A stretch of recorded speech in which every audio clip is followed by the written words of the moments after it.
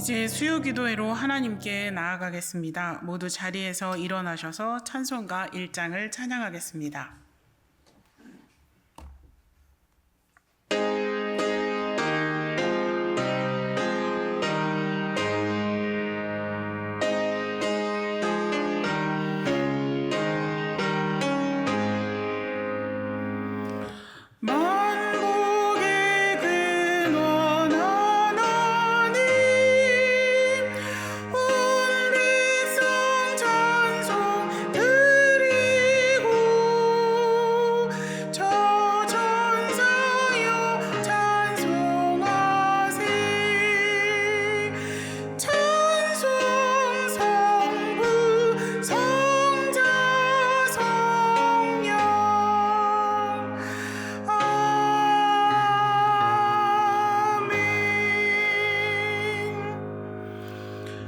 우리를 사랑으로 택하신 하나님의 사랑에 감사를 드립니다.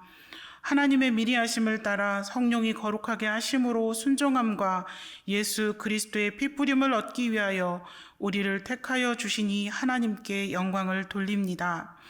우리 주 예수 그리스도의 아버지 하나님을 찬송합니다.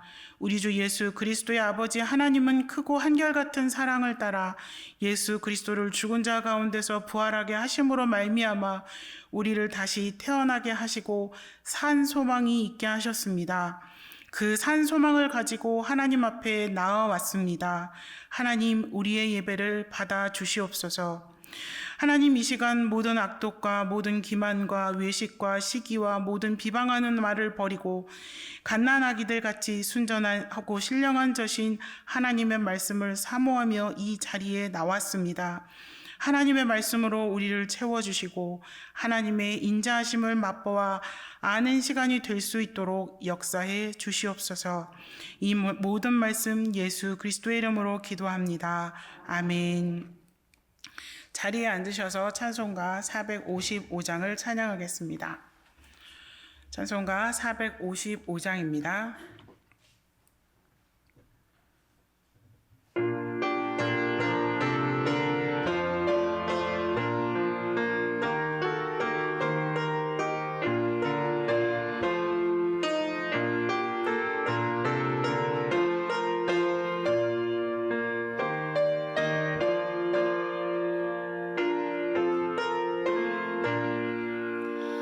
주님의 마음을 본받는 자, 그 맘에 평안이 찾아오는 험악한 세상을 이기리니 하늘로부터 임함이로다. 주님의 마음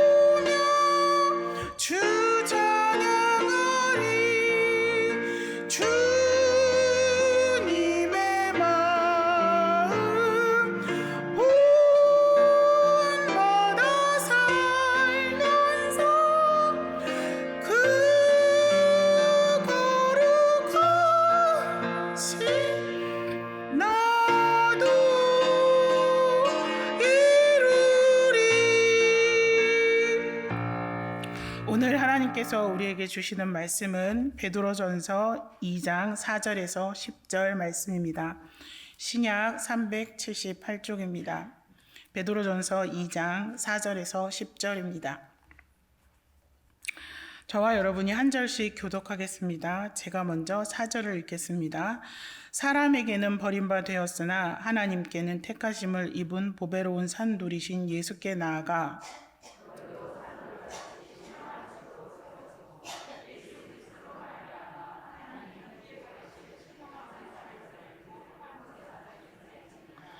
성경에 기록되었으되 보라 내가 택한 보배로운 모퉁이 돌을 시온에 두노니 그를 믿는 자는 부끄러움을 당하지 아니하리라 하였으니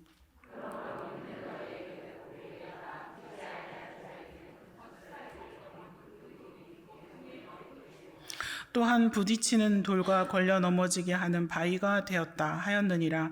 그들이 말씀을 순종하지 아니함으로 지나니 이는 그들을 이렇게 정하신 것이라.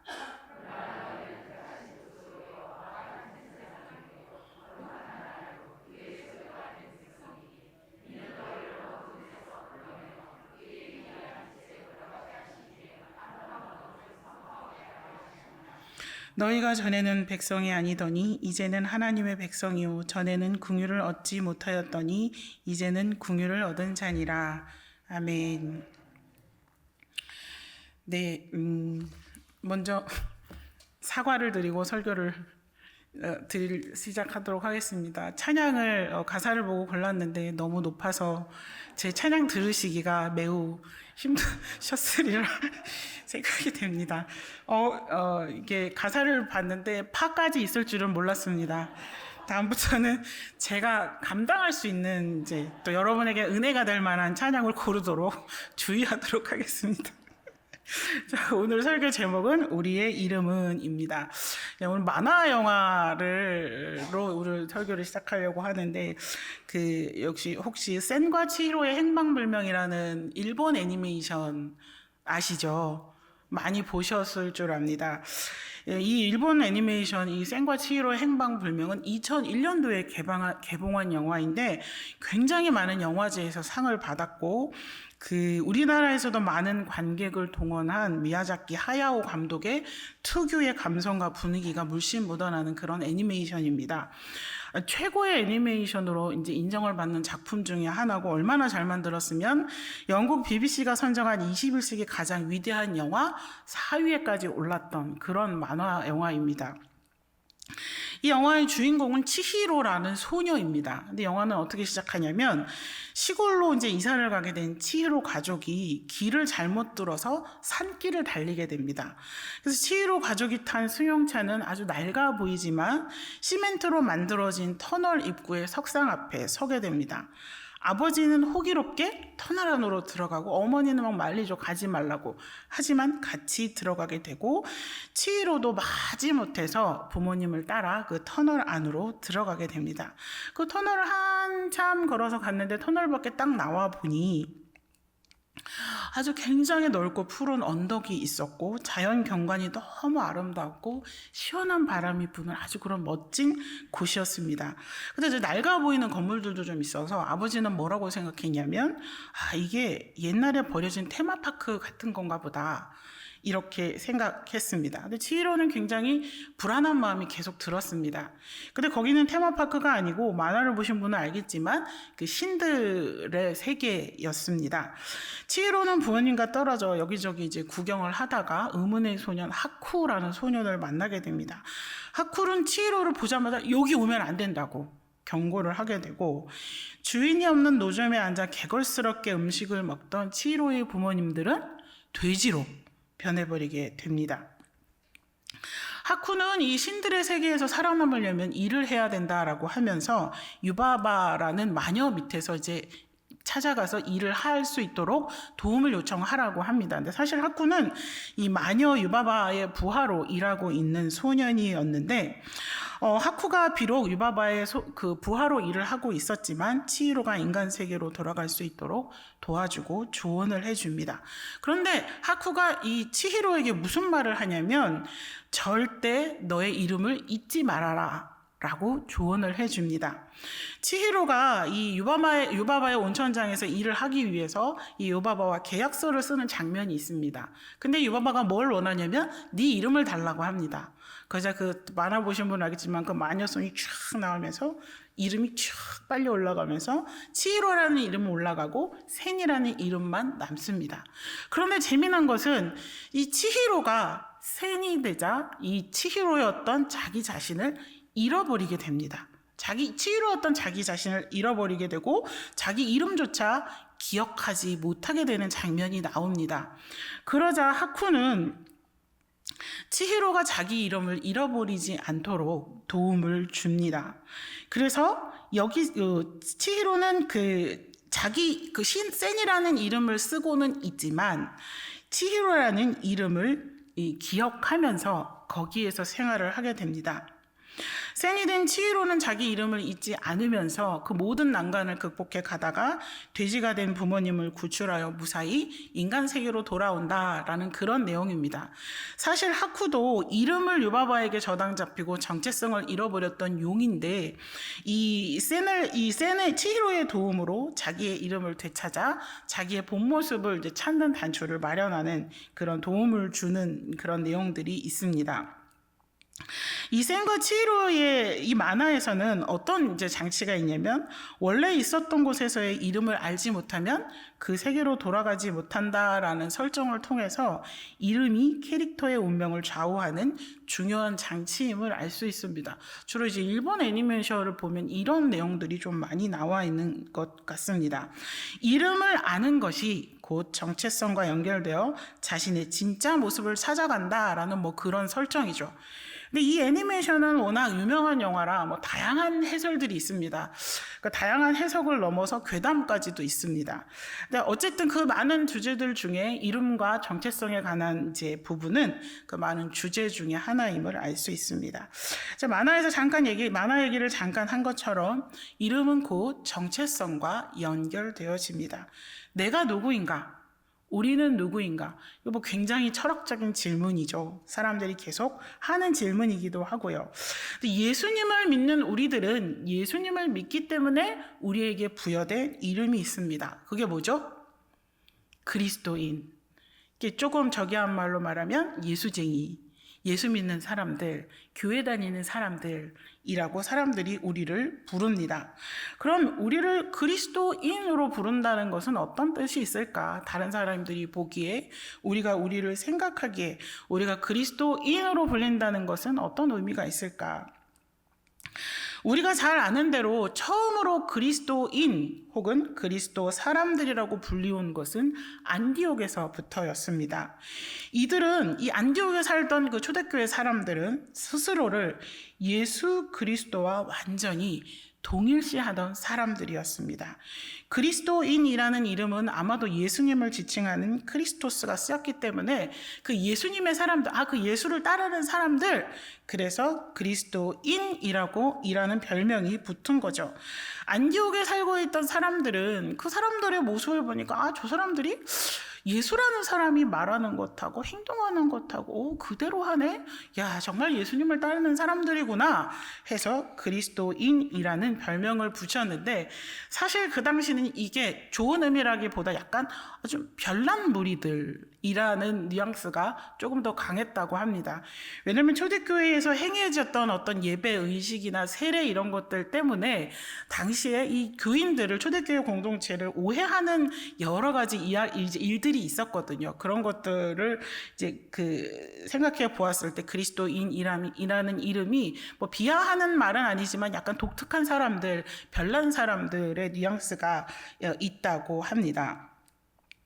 신약 성경에는 이 그리스도인이라는 단어가 3번 정도 나옵니다. 첫 번째가 사도행전 11장 26절인데 안디옥에서 그리스도인으로 처음 불렸다는 내용이고, 두 번째는 사도행전 26장 28절인데 이 본문은 바울이 이제 자신을 변론하죠. 바울이 증언하는 거에 대하여 아그리빠 왕이 한 말입니다. 뭐라고 말하냐면 내가 적은 말로 나를 권하여 그리스도인이 되게 하는도다라고 말합니다. 그리스도인이라는 용어를 그리스도인이 아닌 사람이 사용했고, 이런 용어가 사용되는 정황이라는 것이 재판과 박해라는 매우 긴박한 상황이었음을 알 수 있습니다. 또 하나는 베드로전서 4장 16절인데 베드로는 뭐라고 말하고 있냐면, 만일 그리스도인으로 고난을 받으면 부끄러워하지 말고 도리어 그 이름으로 하나님께 영광을 돌리라 라고 말하고 있습니다. 제자들이 흩어져 안디옥 방향으로 간 것은 박해 때문이었죠. 박해를 피해서 간 건데, 당시 그리스도인인 디아스포라들은 불같은 고난을 견디며 적대적인 사회 환경 속에서 예수님을 믿어야 했습니다. 이런 고난을 당하고 있는 그리스도인들에게 사도 베드로는 뭐라고 말하고 있냐면, 그걸 부끄러워하지 말고 오히려 니네가 지금 당하고 있는 고난에 하나님께 영광을 돌리라. 예수님의 말과 행동뿐만이 아니라 예수님이 우리를 위하여 고난받으시고 십자가를 지셨잖아요. 그것처럼 너희도 고난받는 일에까지 예수님과 같아져라 라는 의미로 베드로가 성도들에게 그리스도인으로 고난받으면 하나님 앞에 영광을 돌리라 라고 말하고 있습니다. 사실 그 당시 성도들은 예수님을 믿는다는 것 때문에, 예수님을 닮아간다는 것 때문에, 그리스도인이라는 이유 때문에 삶과 죽음의 상황을 오가는 그런 환경에 놓여 있었습니다. 교회가 탄생했을 때, 그리고 교회가 박해를 받았죠. 이 박해받는 상황 속에서 신자들은 황제 숭배에 강하게 반발하고 도전했습니다. 이런 교회가 고난받는 상황 속에서 그리스도인의 정체성은 무엇부터 시작했냐면, 나는 그리스도인이다 라고 말로 고백하는 것부터 시작했습니다. 그리고 이 고백은 무엇으로 이어졌을까요? 순교로 이루어졌습니다. 말의 고백과 순교를 통하여서 당시 그리스도인들은 예수님의 말과 행동의 완전한 일치를 보여주었습니다. 초대교회 교인들과 순교자들의 행적을 통해 당시 그리스도인이라고 하면, 그리스도인이라고 자신을 인식한 사람들은 자신의 삶 전체를 예수 그리스도와 아주 심플하게 그리고 전적으로 동일시하는 데서 시작했고, 이런 동일시는 내적 혹은 도덕적인 변화를 넘어 한 인간의 정체성 전체를 바꾸어 놓은 것을 볼 수 있습니다.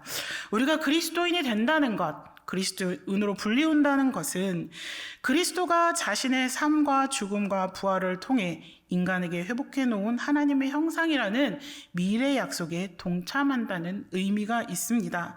예수 그리스도를 통하여 얻은 구원에 감사하며 거룩한 주님의 백성들로 말씀대로 살아가며 종말의 승리를 소망하며 살아가는 거룩한 백성이 그리스도인인 것입니다.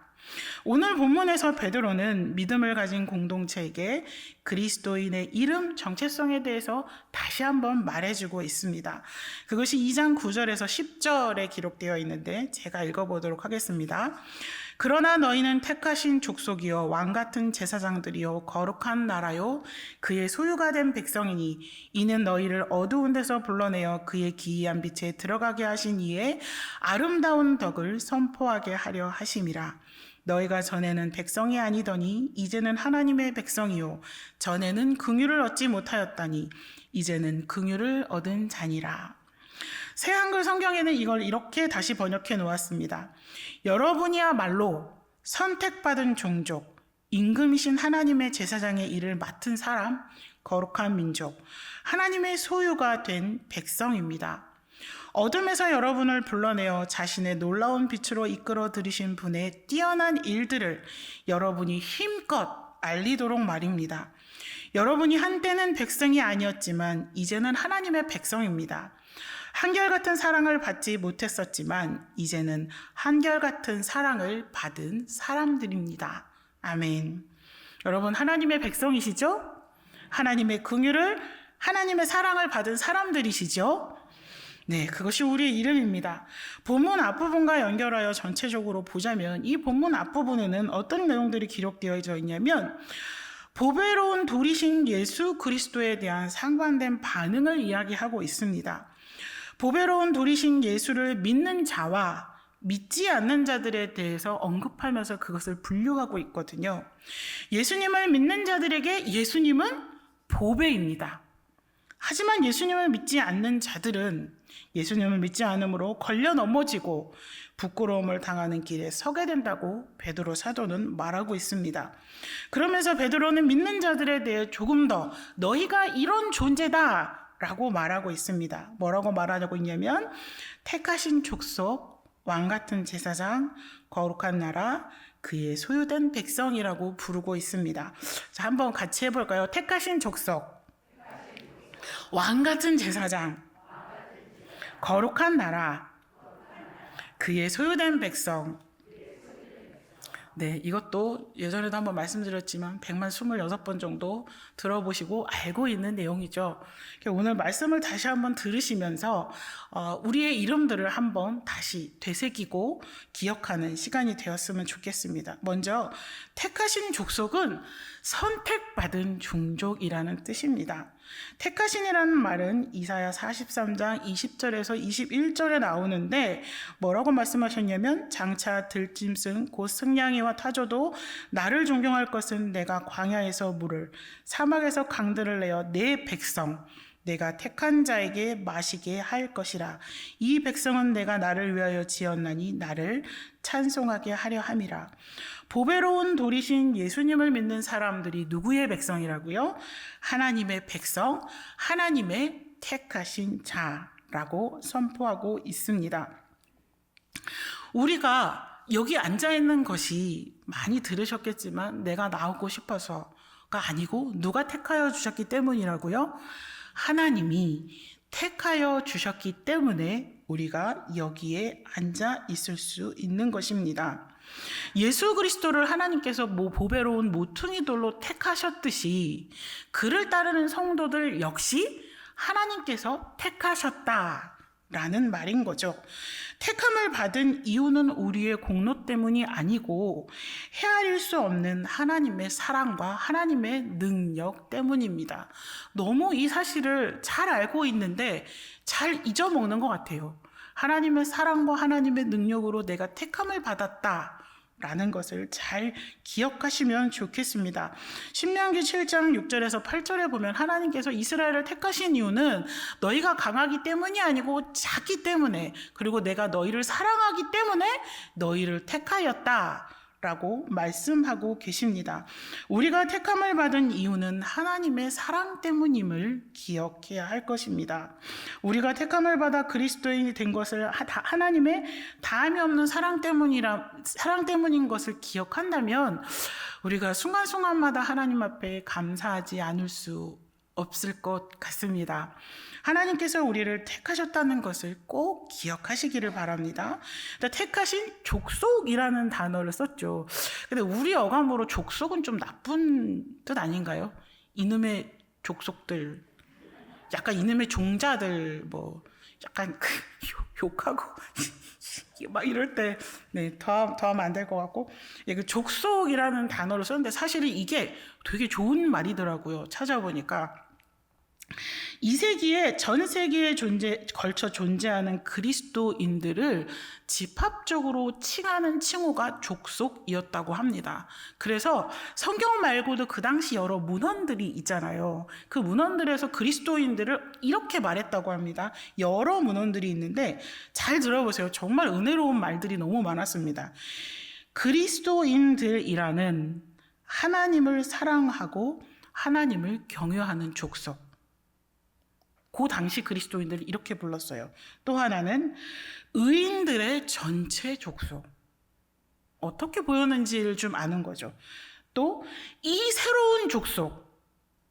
이게 뭐 이런 사람들이 다 있지? 약간 이런 느낌이 아닌가 싶어요. 또 어떻게 나와 있냐면 이방인들과 유대인들로부터 구별되는 제3의 족속. 그 당시 문헌에 나와 있던 족속이라는 단어를 써서 나쁜 의미가 아니죠. 되게 좋은 의미, 굉장히 신기하고 뭔가 의롭고 거룩한 무리들이다 라는 뜻으로 족속이라는 단어를 썼습니다. 택하신 족속이라는 의미는 이스라엘 백성들이 아브라함의 육체적 혈통을 따라 하나님께로부터 선택받은 백성이었잖아요. 그래서 그게 이스라엘이었잖아요. 그래서 그게 유대인이었고 그 유대인들이 자신의 육체적인 혈통을 자랑했잖아요. 그런데 이제는 보배로우신 예수 그리스도를 믿는 사람, 그리스도의 보혈의 공로를 힘입어 그를 믿음으로 하나님의 백성이 된 성도들이 이 이스라엘처럼 하나님의 선택을 받은 백성이 되었다라는 것을 의미하는 것입니다. 더 이상 유대인들이 주장하는 육체적 혈통에 의해서 누리는 특권은 존재하지 않는다라는 것을 베드로가 말하고 있습니다. 모퉁이 돌 대신 그리스도를 믿고 그와 연합된 자들만이 새롭게 하나님의 선택된 백성이 택하신 족속이 될 수 있다는 것입니다. 이런 의미에서 우리는 이 새롭게 선택된 우리는 옛날 이스라엘 민족이 가진 특권을 동일하게 누리는 영적 이스라엘인 것입니다. 우리 모두는 영적 이스라엘이죠. 하나님께서 택하여 주신 영적 이스라엘임을 기억하시기 바랍니다. 두 번째 이름이 뭐였죠? 왕 같은 제사장이었습니다. 왕의 제사장이라는 뜻인데 이 말은 믿음의 공동체가 하나님의 특별한 소유라는 개념을 모든 면에서 베드로가 강화시키면서 사용한 단어입니다. 하나님에 의하여 택하심을 받은 족속이 왕이신 하나님께 속한 제사장이다라고 말하고 있습니다. 아시다시피 이 제사장 나라라는 것은 이스라엘 백성을 지칭할 때 쓰던 말입니다. 하지만 이제 성도들이 하나님께 속한 자들로서 모두가 제사장의 자격을 가졌다라는 것을 베드로가 선포하고 있는 것입니다. 본문 앞부분 2장 5절에도 보면 베드로가 뭐라고 말하고 있냐면 너희도 산돌같이 신령한 집으로 세워지고 예수 그리스도로 말미암아 하나님이 기쁘게 받으실 신령한 제사를 드릴 거룩한 제사장이 될지니라고 했습니다. 자, 세 번째 이름은 뭐였죠? 거룩한 나라였습니다. 성도들이 모든 행실에 있어서 하나님을 닮도록 성령에 의해서 하나님을 위하여 따로 구별된 나라라는 의미입니다. 베드로전서 1장 15절에 보면 오직 너희를 부르신 거룩한 이처럼 너희도 모든 행실에 거룩한 자가 되라 라고 말씀하고 있습니다. 성도들이 이스라엘 백성들이 구별되고 정결한 백성들로 살아야 했던 것처럼 오늘날 그 당시 예수님을 믿어 그 영적 이스라엘이 된 그들 역시도 거룩하고 구별된 생활을 해야 한다라는 것을 말해주는 말이죠. 자, 네 번째 이름은 뭐였습니까? 그의 소유된 백성. 이 구절 역시 이사야서 43장 21절에 기인한 것을 연상시킵니다. 근데 이 이름은 유일하게 미래지향적인 이름입니다. 성경에 이제 여러 다른 번역본들이 좀 있거든요. 근데 어느 번역본에서는 이걸 어떻게 번역했냐면 잘 들어보세요. 복을 받기로 되어 있는 백성이라고 번역했습니다. 이제는 하나님의 백성이 된 자들이 미래에 있을 일은 그리스도인 공동체가 믿지 않고 불순종하는 자들과 관련해서 최종적으로 구원을 받는 일이라는 것을 말하고 있습니다. 이제 미래에 다가올 종말에 하나님의 은혜와 복을 받기로 되어 있는 백성이 바로 그의 소유된 백성이라는 것입니다. 앞에서 언급했던 것처럼 본문은 보배로운 돌이신 예수 그리스도에 대한 상반된 반응을 토대로 두 가지 부류를 차별화했습니다. 믿지 않는 자들은 걸려 넘어지고 부끄러움을 당하는 길에 서 있고 믿는 자들은 존귀의 길에 서 있습니다. 존귀한 그 이름은 택하신 족속, 왕같은 제사장, 거룩한 나라, 그의 소유된 백성입니다. 베드로에게 있어서 예수님을 믿는 자들은 하나님께서 출애굽 때부터 의도하셨던 이스라엘 세상에서 하나님을 예배하고 찬송하도록 부름을 받은 거룩한 백성입니다. 이런 의미에서 성도들은 제사장이고 제사장의 역할은 하나님을 향한 것이라고 볼 수 있습니다. 이렇게 성도들을 권면하는 베드로의 편지를 보면서 알 수 있는 것은 베드로의 관심이 그들이 로마 사회 속에서 어떻게 행하고 살아남아야 하는가에 있지 않고 그들이 하나님 앞에 누구인가에 맞춰져 있음을 알 수 있습니다. 하나님께서 이스라엘 백성에게 이런 이름을 주시고 이런 존재로 살아가게 하시는 이유는 무엇일까? 너희를 어두운 데서 불러내어 그의 기이한 빛에 들어가게 하신 이의 아름다운 덕을 선포하게 하시려고 하나님께서 그렇게 하셨습니다. 하나님의 부르심은 어두움에서 불러내신 부르심입니다. 이 어두움은 옛날 신자들이, 이방인 신자들이 과거에 속했던 무지, 너희 조상의 유전한 망령된 행실들과 같은 것입니다. 하나님의 백성이 아닌 어두움, 하나님의 긍휼하심을 알지 못하는 어두움, 이 어두움에서 하나님께서 이스라엘 백성들을, 우리들을 구원해 주셨습니다. 기이한 빛은 예수 그리스도께서 장차 오실 때 드러날 영광을 말하는 것입니다. 택하심을 입은 공동체가 어둠에서 나왔지만 아직 종말이 온 건 아니잖아요. 전자와 앞으로 올 영광 사이에 살아갈 때 하나님께서 베드로가 말하는 것은 앞으로 올 영광, 그 영광 속으로 하나님께서 너희를 인도하실 것이다 라는 것을 말하고 있습니다. 아름다운 덕은 하나님의 놀라운 능력을 말하는 것이고, 이 능력을 선포하라, 선전하라, 예배와 모든 삶을 통하여 그렇게 하라라고 말씀하고 계십니다. 10절에는 4가지 이름에 대한 후기이자 요약을 남기죠. 이제는 너희가 하나님의 백성이고 하나님의 긍휼을 입은 자들이다. 우리는 하나님 앞에 누구입니까? 우리의 이름은 무엇입니까? 우리는 하나님의 택하신 족속이고 왕 같은 제사장들이고 또한 거룩한 나라이고 그의 소유된 백성, 복을 받기로 되어 있는 백성입니다. 예수 그리스도를 믿고 따라가는 사람들에게 주어지는 영광스럽고 거룩한 이름, 우리의 정체성입니다. 그런데 우리는 이 이름을 기억하며 이름대로 살아가고 있는지 질문을 해보아야겠습니다. 유튜브를 보다가 노래 한 곡을 보게 되었습니다. 그 노래를 보게 된 이유는 젊은 남자애가 요상하게 노란 머리를 하고 화장을 이상하게 하고 성가대 가운을 입고 있더라고요. 그런데 뭐라고 하는데 크리스찬 하는 거예요. 그 좀 처음에 기분이 나빠요. 뭔 노래지?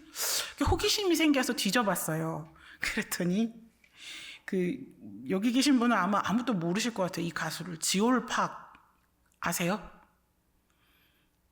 그런 가수가 있었는가? 저도 처음 봤습니다. 근데 그 지올팍이라는 가수인데 그 노래 제목이 뭐였냐면 크리스찬이었어요.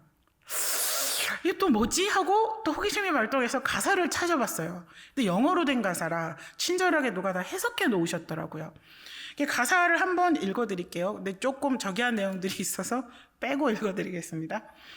돈은 날 기분 좋게 만들어. 넌 이게 지옥행 티켓이라 했지? 오케이. 근데 왜? 이런 내가 악마 같다고 생각하겠지. 근데 내가 뭐라고 날 판단해? 네가 그럴 자격이 없는 거 아는데 네가 무슨 성인군자처럼 구네? 내가 가난했을 때 엄마가 속을 상해하셨어. 근데 지금 봐. 돈은 날 좋은 아들로 만들었어. 내가 가난했을 때 난 마치 배고픈 여우 같았지. 근데 지금 봐봐. 난 내 친구들을 지하에서 구출했지. 명품 디올도 샀지. 나한테서 빛이 나. 셀럽들과 함께 잔도 부딪히고 거기 이쁘니 나랑 자고 싶니? 안 될 것 없어. 곧 일요일 아침이 온단 말이지. 난 이제 교회 가야 돼. 왜냐면 나는 욕 나오고 크리스찬이거든. 지금은 디올을 입고 있지만 말이야. 내 알고리즘을 보면 알 거야. 옛날에 나와 그리 다르지 않았어. 어떤 내용인 것 같습니까? 기분이 썩 좋지 않죠? 좋으세요? 그래서 기분이 전 몹시 좀 나빠가지고 좀 이런 노래가 있으면 그 해설도 있거든요. 그 의미를 또 뒤져봤습니다.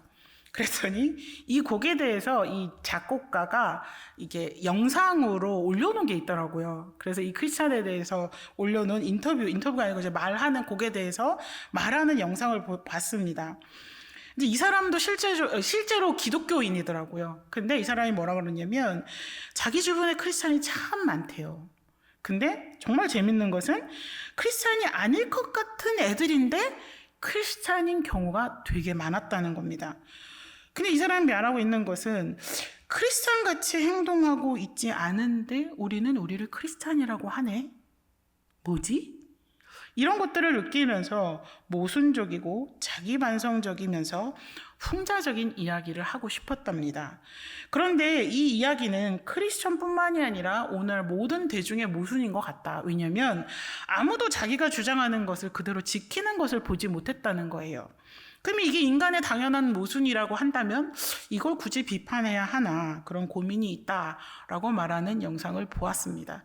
어쨌든 이 사람은 이제 뭐 예술가이기도 하고 작곡가이기 때문에 작곡가적 영성을 담아 뭐 모순적이고 자기 반성적이며 풍자적인 이야기를 하고 싶어서 곡을 썼다고는 했지만 그걸 쭉 가사를 보면서도 그냥 마냥 화를 낼 수 없었던 것은 그 우리의 모습이 너무 많이 들어 있어서, 그리고 이제 인터뷰에도 말했지만 크리스찬처럼 행동하고 있지 않은데 자기를 크리스찬이라고 생각하는 것은 좀 이게 우리의 자화상 같다는 생각이 들어서 그 인터뷰를 보는 영상을 보고 그 가사를 찾아보는 내내 기분이 좀 많이 씁쓸했습니다. 아무도 이거에 대해서 자신 있게 우리 그리스도인은 그렇지 않아! 라고 말할 수 있는 사람은 별로 없는 것 같습니다. 이런 시대를 살아가고 있습니다. 우리는 이거는 그냥 하나의 예고, 뭐 여러 가지 뭐 영상, 음악, 뭐 이런 것을 통하여 기독교적 이미지는 옛날에는 뭐 의롭고 뭐 의의 전체의 족속 뭐 이렇게 그리스도인들에게 남겨졌지만 지금은 아주 그와 상반된 이미지로 기독교인들에 대해서 기록하고 있고 하는 것들을 볼 수 있습니다. 이런 시대를 살아가고 있기 때문에 우리는 하나님 앞에 우리가 누구인가를 더욱더 기억하며 살아가야 합니다. 우리는 하나님이 택하신 족속, 영적인 이스라엘임을 기억해야 합니다. 하나님의 사랑으로 여러분 한 사람들을 택하여 주셨습니다. 힘들고 어렵고 홀로 있을 것 같을 때, 마음이 나약해질 때 꼭 기억하세요. 하나님의 사랑으로 날 택하여 주셨는데 내가 힘을 내야지. 하나님의 택하신 족속인데 승리해야지. 내가 영적인 이스라엘인데 나는 승리할 수 있어. 이런 믿음을 가지시기를 바랍니다. 그리고 우리는 왕같은 제사장입니다. 하나님이 기쁘시게 받을 신령할 제사를 예배와 우리 삶을 통하여 드려야 합니다. 우리는 거룩한 나라입니다. 거룩하고 정결한 백성으로 구별된 생활을 해야 하는 사람임을 기억하시기 바랍니다. 우리는 그의 소유된 백성으로 장차 오실 그의 나라에서 승리하며 장차 주실 복을 받기로 예정되어져 있는 사람임을 기억하십시오. 우리는 우리의 이 이름은 거룩하고 영광스러운 이름입니다. 우리가 하나님 앞에서 이 이름들을 기억하며 살아갈 때 우리가 믿음으로 승리하며 하나님이 기뻐하시는 믿음의 모습으로 승리하는 그런 주님의 성도들 되실 줄 믿습니다. 우리는 하나님의 백성, 하나님의 긍휼을 입은 사람들입니다. 우리에게 베푸시는 하나님의 은혜와 능력을 덧입게 되는 귀한 성도들 되시기를 바랍니다. 우리 함께 기도하겠습니다. 본문의 메시지를 잠잠히 묵상하며 함께 기도하겠습니다. 하나님, 우리가 그리스도를 따르는 그리스도인임을 잊지 않게 하소서. 우리가 택하신 족속, 왕같은 제사장, 거룩한 나라, 그의 소유된 백성임을 기억할 수 있도록 도와주시옵소서. 혼탁한 세상 속에 거룩한 백성으로 구별되게 살 수 있도록 도와주시옵소서. 또 내가 누구인지 기억하면서 삶의 어려움 속에서 승리할 수 있도록 붙들어 주시옵소서. 우리 함께 기도하겠습니다.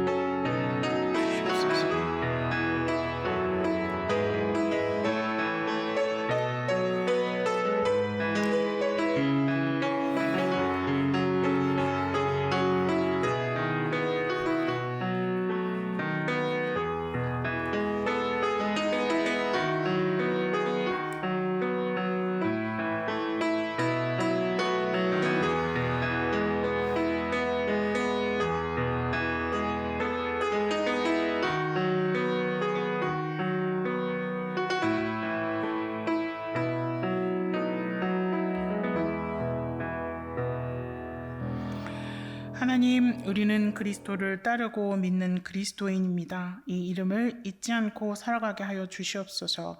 그리고 그 이름에 합당하게 살아갈 수 있도록 인도하여 주시옵소서.